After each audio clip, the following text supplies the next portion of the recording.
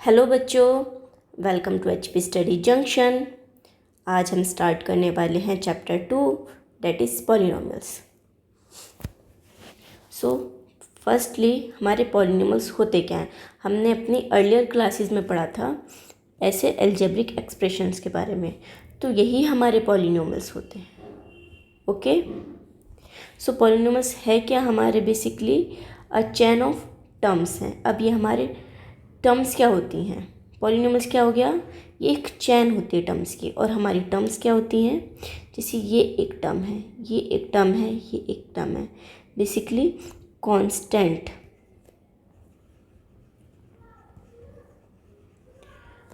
और वेरिएबल को मिला के हमारी क्या बनती है, एक टर्म फॉर्म होती है।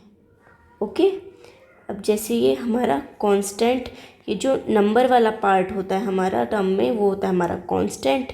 और ये जैसी वेरिएबल यहाँ पे एक्स है, अगर मान लीजिए वाई भी हो सकता है, टी भी हो सकता है, पी भी हो सकता है, क्यू भी हो सकता है, मतलब जितने भी हमारे ए टू जेड में से कोई भी वेरिएबल हम ले सकते हैं। ये वाला जो ये पार्ट होता है, ये होता है हमारा वेरिएबल। क्लियर, ये कंप्लीट होता है टर्म, और इसमें ये नंबर वाला पार्ट होता है कांस्टेंट, और ये जो हमारे एक्स वाई जेड होते हैं, ये होता है हमारा वेरिएबल। क्लियर, अब जैसी ये पॉलिनोमियल है, इसमें कितने टर्म हैं टोटल, 1 2 3।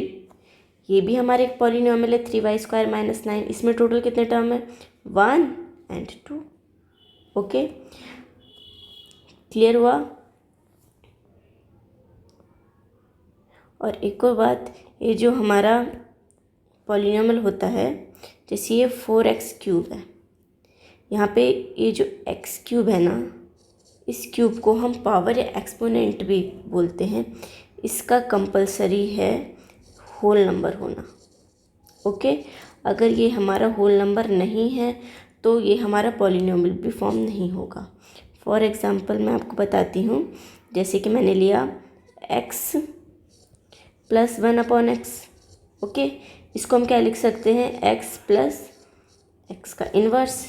अब ये जो हमारा -1 है, ये तो हमारा होल नंबर नहीं है ना, ये तो हमारा होल नंबर नहीं है। इट मीन्स ये हमारा पॉलिनोमियल भी नहीं है। क्लियर,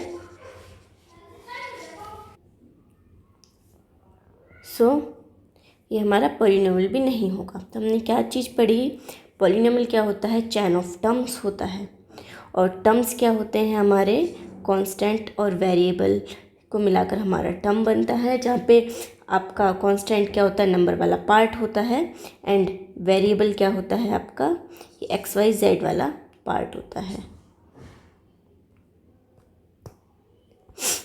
ओके, और जो हमारा एक्सपोनेंट या पावर होता है, उसका होल नंबर होना कंपलसरी होता है। ये पॉलिनोमियल होने की कंडीशंस आप ध्यान रखना। अब देखिए यहाँ पे पॉलिनोमियल मतलब, पॉली मतलब होता है बहुत सारा, नोमियल मतलब होता है टर्म्स, मतलब बहुत सारे टर्म्स होते हैं पॉलिनोमियल्स में।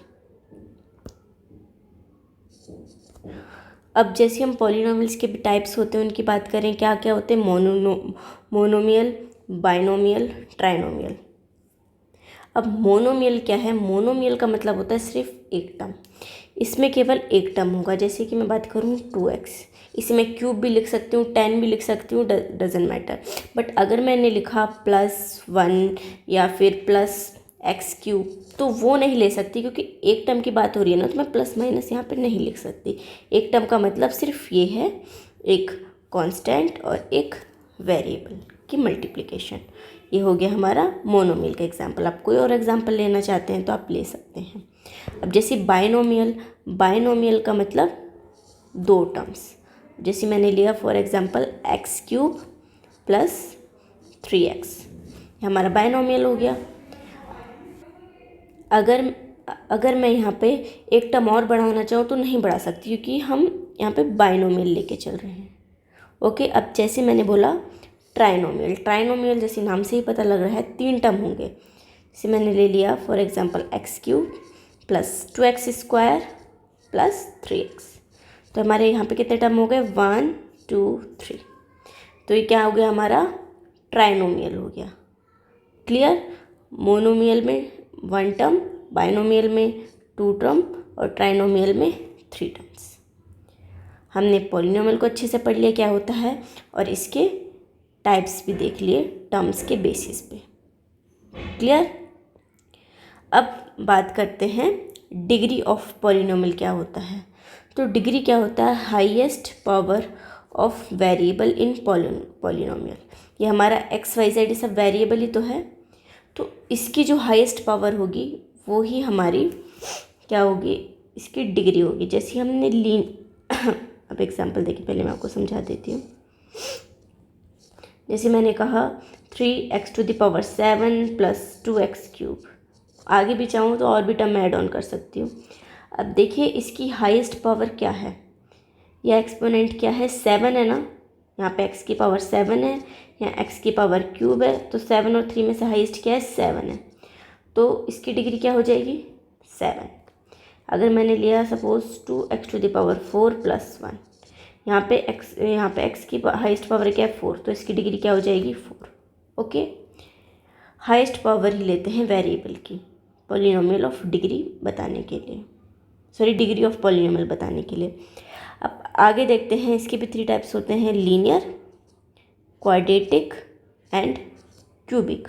लीनियर क्या होगा आपका? जिसकी डिग्री 1 होगी, क्वाड्रेटिक में 2 होगी, क्यूबिक में 3 होगी। इसमें 1, इसमें 2, इसमें 3। अब इसके एग्जांपल देख लेते हैं। जैसे कि मैंने कहा x, यहाँ पे x की पावर कुछ भी नहीं है तो इसका मतलब उसकी पावर 1 है।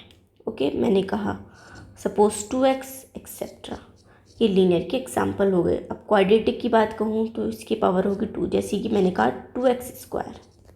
ओके, आगे भी जैसे 2x² + 1 ले लिया मैंने यहाँ पे, या फिर मैंने ले लिया 3 लेते 3x² + x + 1 एक्सेट्रा। ओके, ये क्वाड्रेटिक का एग्जांपल हो गया। अब क्यूबिक में हमारा क्या होगा? पावर हाईएस्ट होगी 3। जैसे मैंने लिया यहाँ पे x³ + 3x²। मैं टर्म्स कितने भी ले सकते हो, पर डिग्री जो हाईएस्ट है वो 3 ही जानी चाहिए क्यूबिक के केस में। 2x + 1। Okay, etcetera. ये सब एग्जांपल हैं आपके क्यूबिक पॉलिनोमियल के लिए। क्लियर?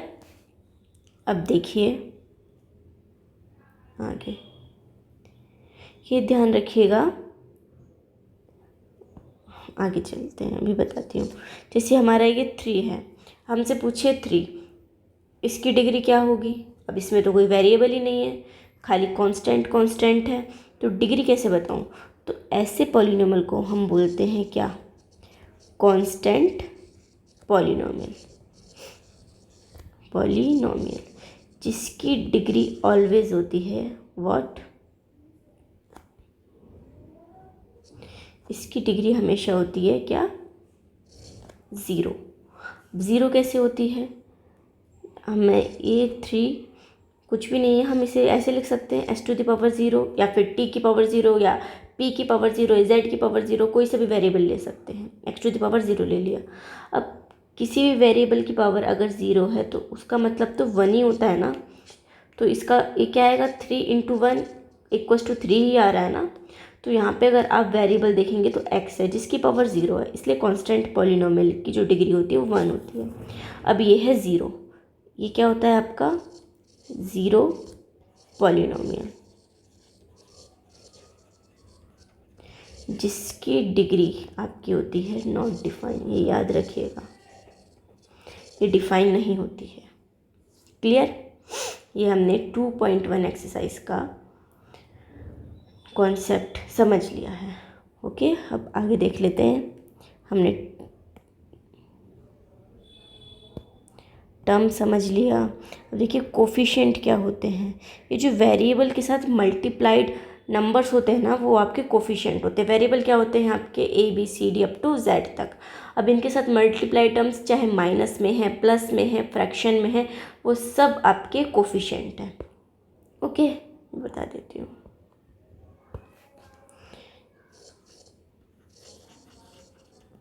कोफिशिएंट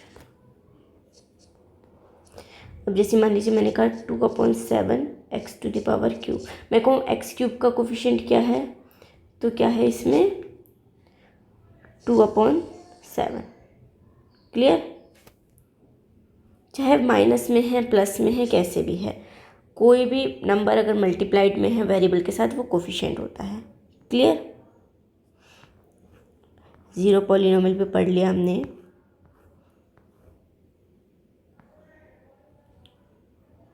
यहाँ पे हमने बहुत अच्छे से पूरा 2.1 का कॉन्सेप्ट समझ लिया है। अब हम इसके क्वेश्चंस इजीली कर सकते हैं।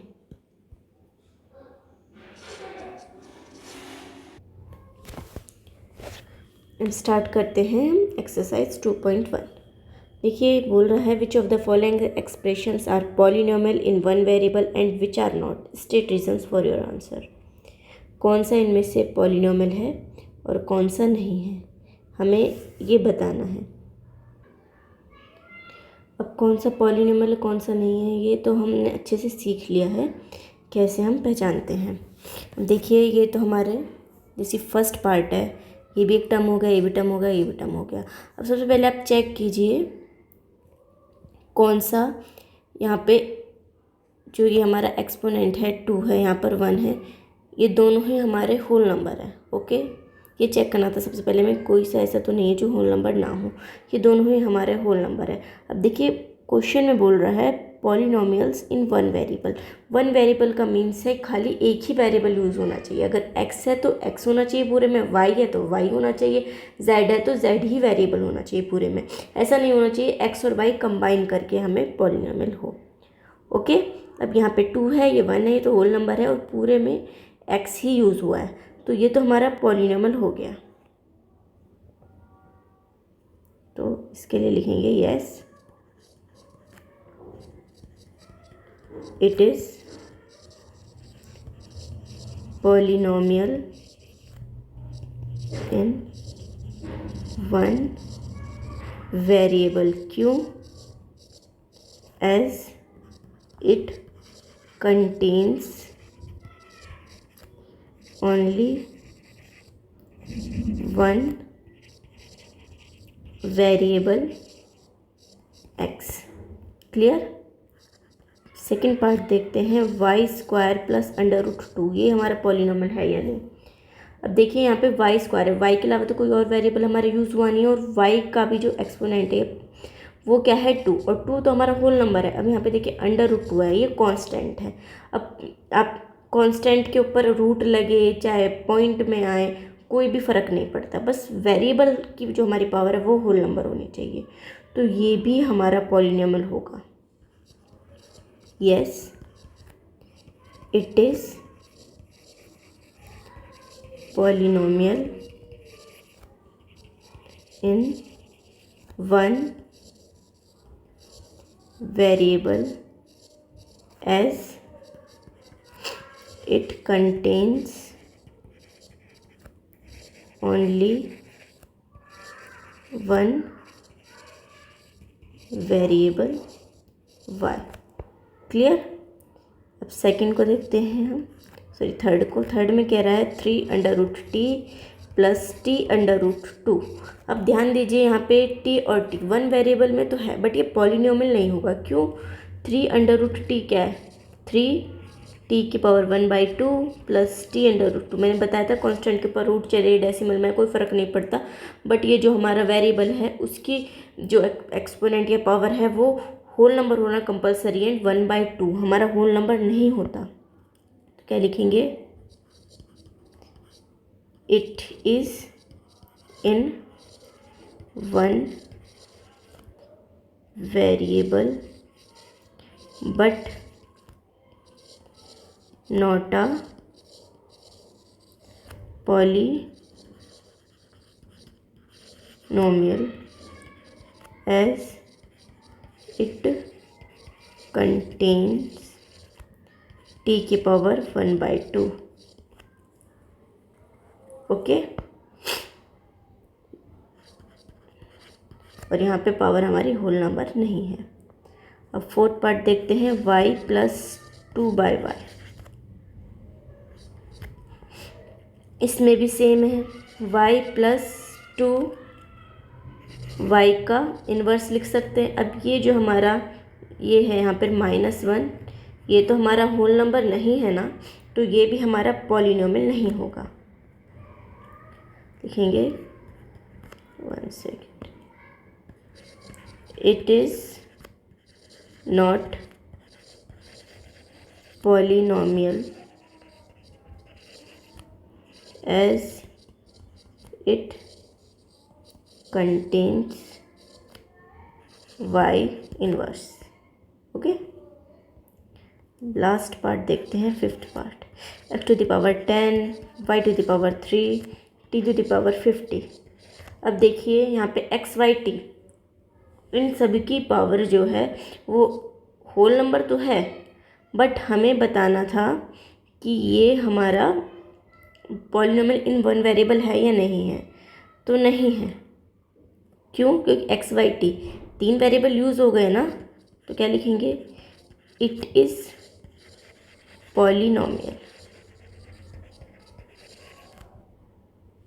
बट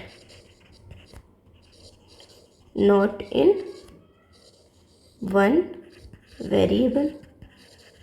ओके, तो यहाँ पे हमने क्वेश्चन नंबर 1 अपना अच्छे से कंप्लीट करा है। कल हम क्वेश्चन नंबर 2 से स्टार्ट करेंगे। आज के लिए इतना ही। Thank you so much.